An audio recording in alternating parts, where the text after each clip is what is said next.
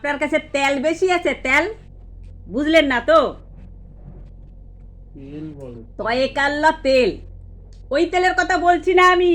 ও তেল দিয়ে তো রান্না করে, সকলে জানে। আমি বলছি তেল, তেল।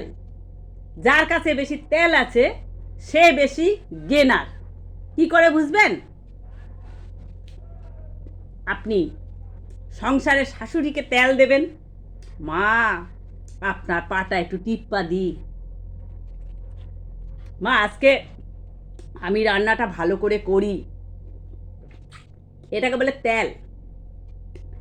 আপনার হাজব্যান্ড, হাজব্যান্ড আছে তো, হাজব্যান্ডকেও আপনি তেল দিতে পারেন। কীভাবে? হাজব্যান্ডকে বলবেন, ও তোমাকে আজকে যা লাগছে না, হেব্বি নায়ক নায়ক লাগবে। আরও বলবেন, আর একটা আছে, কি বলেন তো, হাজব্যান্ডকে আপনি বলবেন, আজকে তোমার পাটা একটু আমি টিপ্পা দিচ্ছি, হ্যাঁ তোমার ঘুমাও, তুমি সুন্দর করে ঘুমাও, আমি তোমার পা মালিশ করে দিচ্ছি, গা মালিশ করে দিচ্ছি। দেখবেন আপনার হাজব্যান্ড কি খুশি হবে, একদম গা টা ছাইরা দিয়ে শুয়ে পড়বে। আর যদি আপনি সার্ভিস করেন প্রাইভেট, তাহলে তো আপনার তেল দিতেই হইবে। কি করে বলেন তো?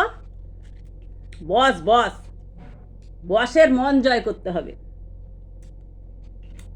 স্যার আপনাকে একদম আজকে একদম উত্তম কুমারের মতো লাগছে, হেভি লাগছে। আর কিছু ভালো মন্দ একটু টুকটাক রোজ রোজ একটু একটু যদি নিয়ে গিয়ে খাওয়ানো যায়, এগুলো আর কি তেল, তেল দেওয়া বলে। তো আপনি গেনার, আপনার প্রমোশন দরদর করে বেড়ে যাবে। অফিসে, সংসারে আপনি সবাইকে তেল দিতে পারলে, তেল না সরি তেল, তেল, আপনি যদি তেল দিতে পারেন প্রত্যেকে, তাহলে আপনার একদম সেরা, বাড়ির সেরা বউ হবেন। এই তেল যে না দিতে পারবে, সব জায়গায় সে ঠক্কর খাবে, সব জায়গায় সে খারাপ। ওই অফিস থেকে আপনাকে ঠক্কর খেতে খেতে বাড়ি আসতে হবে, একটা অফিস সাইডে আপনার 10টা অফিসে জয়েন করতে হবে।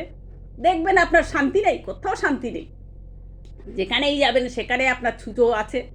তো তেল না দিতে পারলে তো হবে না, ওই ছুঁচোকেও তেল দিতে হবে, তবে ছুঁচো দেখবে মাথা নিচু করবে। তা আপনার তেল না থাকলে হবে?